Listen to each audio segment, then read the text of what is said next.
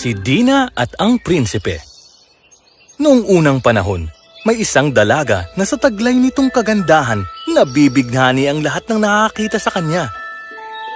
Marami ang nakapagsabi na may taglay siyang liwanag na para bang isa siyang anghel.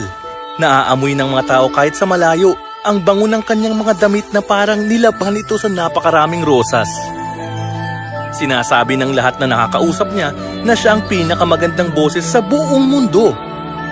Siya si Dina, anak siya ng tagagawa ng pabango.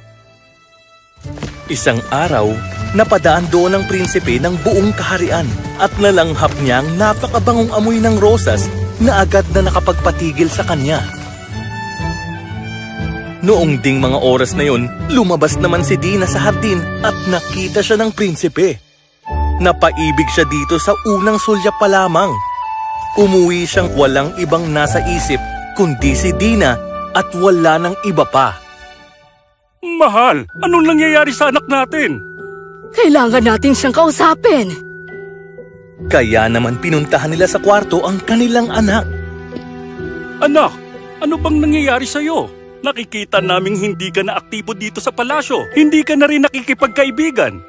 Ilang araw ka nang hindi kumakain, iho. May problema ka ba? Sabihin mo naman sa amin, anak.